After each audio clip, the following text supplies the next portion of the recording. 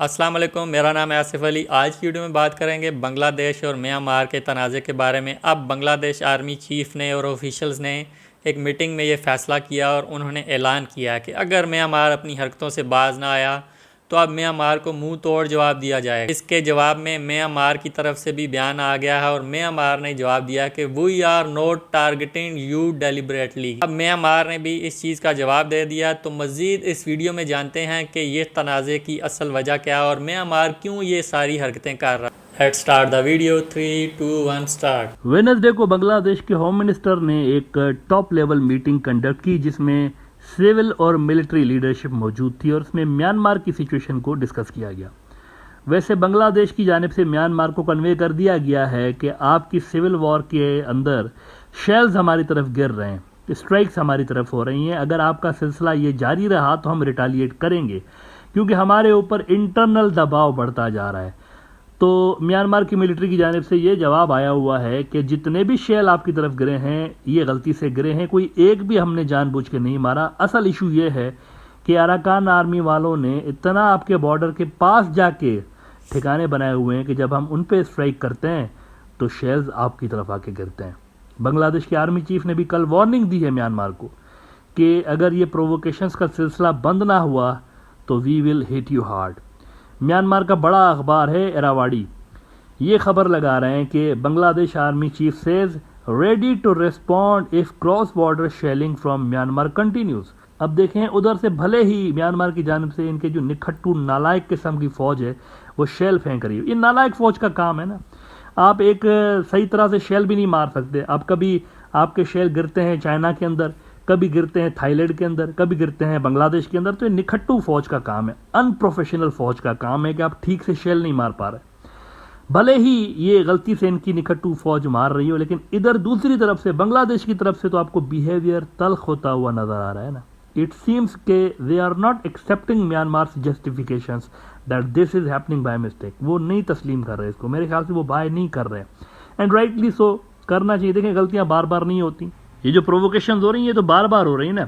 या तो फिर म्यांमार ये मान ले कि उनकी फौज वाकई इंतहाई निखट्टू किस्म की और फजूल किस्म की है कि उनको शेल फेंकना भी नहीं आता ठीक से, ये मान ले। या तो फिर कम से कम कि हमारे नॉन प्रोफेशनल किस्म की फौज है, मारते एक तरफ है गिरता दूसरी तरफ है। वो गाना है ना बॉलीवुड का बड़ा मशहूर, जाना था जापान पहुंच गए चीन। तो कुछ यही हो रहा है इनके शेल्स के साथ ना। अगर फर्ज करें ये क्लैशेस छिड़ जाते हैं यूं वहां पर, क्योंकि देखें बांग्लादेश तो कह रहा है ना कि अब अगर आपने किया तो हम रिस्पॉन्ड करेंगे। इसका मतलब है कि वो जो एस्केलेशंस की लेवल हैं वो बढ़ती जा रही हैं। शुरू में बांग्लादेश ने ऐसा नहीं कहा था, अब वो कह रहे हैं। इसका मतलब है वहाँ दूसरी साइड से भी चीज़ें हीट अप होती जा रही हैं। सबर उनका जवाब दे रहा है।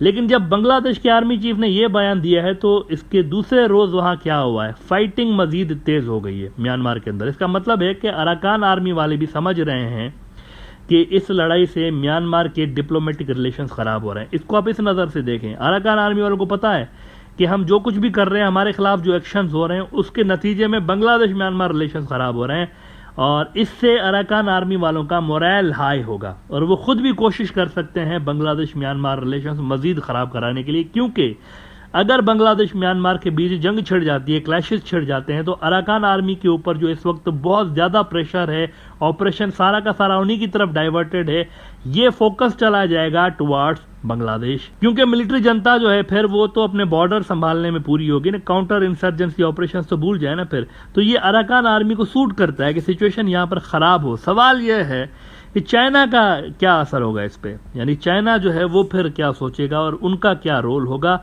और ये मेन मुद्दा है असल में, चाइना यहाँ क्या रोल प्ले करेगा, किस तरह से वो इस सूरत हाल से निपटेगा, कैसे इसको देखेगा। अगर ऐसा होता है तो वैसे चांसेस कम है, लेकिन नेवरदलेस बातें तो अब हो रही हैं ना। मतलब बांग्लादेश भी कह रहा है कि इनफ इज़ इनफ, हमारी तरफ शेलिंग रोकें वरना हम जो है वो रिटालिएट करेंगे। अगर फ़र्ज़ करें फिर भी उनकी तरफ शेल आके गिरते हैं तो उन्होंने तो स्टेटमेंट्स दे दिए, इसका मतलब है कि वो वाकई रिटालिएट कर देंगे। तो फ़र्ज़ करें कि अगर ये लड़ाई छिड़ती है इनकी आपस में तो चाइनीज़ BRI का क्या होगा इस रीजन के अंदर, सबसे इंपॉर्टेंट उनका क्या होगा भाई। चाइना म्यांमार इकोनॉमिक कॉरिडोर का क्या होगा, और वो जो चाइना रखाइन स्टेट के अंदर इतना बड़ा पोर्ट डेवलप कर रहा है और वहाँ से जो एक एनर्जी की पाइपलाइन उसने क्रॉस करनी है टुवार्ड्स यूनान प्रोविंस, उसका क्या फ्यूचर बनेगा। फिर ये सारी बातें हैं बहरहाल all these factors could attract America and western forces to play some sort of a role इस सिचुएशन को मजीद ख़राब करने के लिए। यहाँ पर मेरे हिसाब से यूनाइटेड नेशंस को इंटरफेयर करने की ज़रूरत है। बांग्लादेश को चाहिए कि उनको पहले वो अप्रोच करें।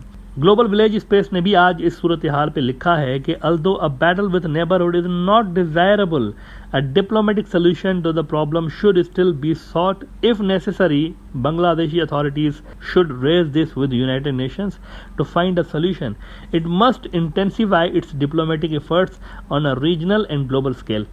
अच्छा, उधर सेंट्रल एशिया में भी वो जो अचानक से जंगें छिड़ गई थी, जिसका मैंने आपको 2-3 रोज़ पहले बताया था, ताजिकिस्तान और किर्गिस्तान की, जिसमें 100 लोग मारे गए थे, इसकी भी शुरुआत कुछ इसी तरह से हुई थी। जैसे बांग्लादेश और म्यांमार के दरमियान चीज़ें हीटअप होती जा रही है ना, वहाँ पर भी कुछ इसी तरह से छोटी छोटी हरकतें बढ़ते बढ़ते इतना बड़ा क्लैश हो गया कि 100 लोग उसमें मारे गए। अब जाके उन्होंने पीस डील साइन की है। ये मैं आपको न्यूज़ बता दूं, उन्होंने पीस डील साइन कर ली है। यूरो न्यूज़ ने खबर लगाई है कि Tajikistan and Kyrgyzstan sign peace deal after deadly border clashes. इसी तरह से वो जो आज़रबाईजान और आर्मेनिया के दरमियान लास्ट मंथ अचानक से जंग छिड़ गई थी, वो भी चीज़ें कूल डाउन होने लगी हैं। दोनों फ्रंट्स पर रशिया ने बड़ा रोल प्ले किया है सीज़ फायर करवाने में। वहाँ चीज़ें काम डाउन हो रही हैं। लेकिन यहाँ पर अगर आप देखें हमारे रीजन के अंदर, साउथ एशिया के अंदर और आसियान के रीजन, बांग्लादेश और बर्मा के दरमियान टेंशन्स बढ़ते जा रहे हैं। आज वैसे अल जजीरा ने भी यही खबर लगाई है कि tensions as Bangladesh accuses Myanmar of firing in its territory. Weeks of firing from Myanmar escalates tensions between the neighbors, raising concerns of a new Rohingya exodus into Bangladesh. तो ये कह रहे हैं अल जजीरा वाले कि मामलात जो हैं वो अच्छे नहीं जा रहे दोनों के दरमियान। अच्छा, इंडिया का तो एक अलग ही मसला चल रहा है म्यांमार के साथ इन दिनों।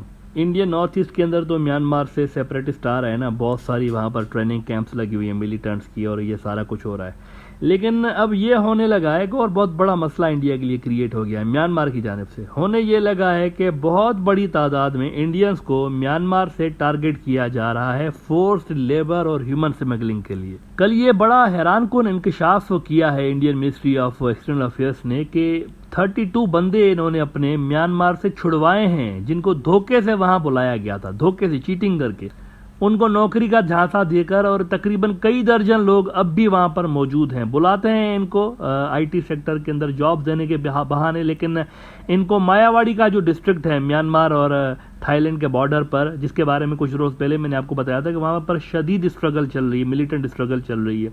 और एक तरह से प्रैक्टिकली ये जो मायावाड़ी डिस्ट्रिक्ट है ये अलग से मुल्क ही बन गया है वहाँ पर, और वहाँ पर किसी किस्म की कोई मिलिट्री जनता की रिट नहीं है। वहाँ पर इनको ले जाते हैं, इंडियंस को यहाँ ले जाते हैं कि वो जो दूर दराज का इलाका है, छोटा सा शहर है वहाँ पर म्यांमार का, उधर आपकी जॉब लगेगी।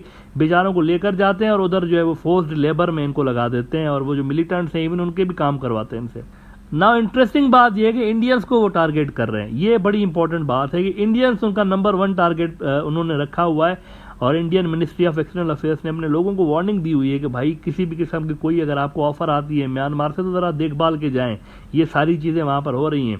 और इसको लेकर इंडिया आजकल बड़ा परेशान है और उसको रोकने की कोशिश कर रहे हैं। वो इस बार भी ये जो उनके 32 बंदे इन्होंने छुड़वाए, ये थाईलैंड की मदद से छुड़वाए। इंडिया खुद कुछ नहीं कर सका, थाईलैंड की एजेंसीज को इन्होंने बोला है, रॉ वालों ने, और उन्होंने वहाँ से इनको छुड़वा के दिए, क्योंकि मायावाड़ी डिस्ट्रिक्ट का जो बॉर्डर लगता है वो इनके साथ लगता है, थाईलैंड के साथ।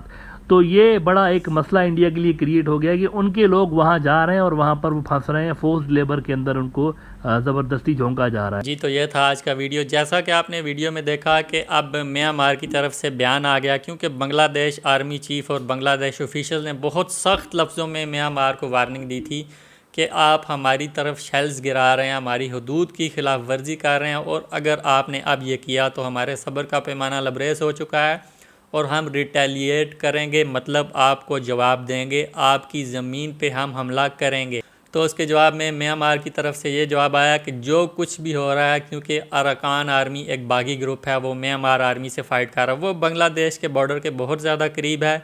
इस वजह से जो शेल्स हैं वो बांग्लादेश में भी गिर रहे हैं, वो चाइना में भी गिर रहे हैं, वो थाईलैंड में भी गिर रहे हैं। मतलब जो जो बॉर्डर म्यांमार को लगता है उन सब में म्यांमार जो है शेल्स गिरा रहा है। लेकिन अब बांग्लादेश आर्मी ने भी ये स्टेटमेंट दे दिया। अगर म्यांमार आर्मी ये मिस्टेक से भी कर रही है तो ये बहुत ज़्यादा ख़तरनाक साबित हो सकता है, क्योंकि बांग्लादेश आर्मी ने अपनी आवाम को ये स्टेटमेंट दे दिया है और अब बांग्लादेश आर्मी अपने स्टेटमेंट से पीछे नहीं हटेगी और मुझे नहीं लगता कि म्यांमार आर्मी काफ़ी स्ट्रॉन्ग आर्मी है, वो इस तरह की मिस्टेक्स करेगी कि वो बांग्लादेश के अंदर शेल्स गिराएगी। तो इसमें म्यांमार जो है वो जानबूझ के ये सब कुछ कर रहा है। दूसरी तरफ चाइना जो है वो अराकान आर्मी को सपोर्ट कर रहा है और अराकान आर्मी जो है वो म्यांमार के अंदर बहुत ज़्यादा डिस्टेबलाइजेशन पैदा कर रही है, बहुत ज़्यादा वो रिटेलिएट कर रही है, क्योंकि चाइना की जो कॉरिडोर है म्यांमार में, चाइना उसको सेव करना चाहता है। अगर चाइना अराकान आर्मी को सपोर्ट नहीं करेगा तो चाइना की जो इन्वेस्टमेंट है, चाइना का जो कॉरिडोर है, उसको भारी नुकसान पहुँच सकता है। और इसके साथ साथ अमेरिका का भी यहाँ पे इंटरेस्ट इन्वॉल्व है। तो जो ये सारी सुपर पावर्स मिलके साउथ एशिया में एक तरह से इन्होंने डिस्टेबलाइजेशन बना दी है और साउथ एशिया का जो पीस है उसको तबाह करने पे तुले हुए हैं। तक अमेरिका, चाइना, रशिया आपस के मामलात को ठीक नहीं करते, म्यांमार में एक न्यू इलेक्टेड गवर्नमेंट जो है, अवाम जिसको चुने उसको नहीं लेके आते, तब तक म्यांमार के हालात ठीक नहीं होने वाले। और अगर म्यांमार ने दोबारा से बांग्लादेश पे अटैक किया तो बांग्लादेश भी आगे से रिटेलिएट करेगा, जो कि किसी भी सूरत में रीजन के पीस के लिए अच्छा साबित नहीं होने वाला। आप क्या सोचते हैं इस कन्फ्लिक्ट के बारे में? इसका क्या सोल्यूशन हो सकता है और कौन सी ताकतें जो चाहती हैं कि साउथ एशिया का जो पीस है वो तबाह हो जाए और यहाँ कभी भी पीस ना हो? कमेंट सेक्शन में मुझे अपनी राय से आगाह कीजिए। वीडियो अच्छी लगी लाइक करें, चैनल पर न्यू है सब्सक्राइब करें, बेल आइकन को हल्का सा प्रेस करें ताकि नेक्स्ट वीडियोज़ के अपडेट आप तक पहुँच सकें। अल्लाह हाफिज़।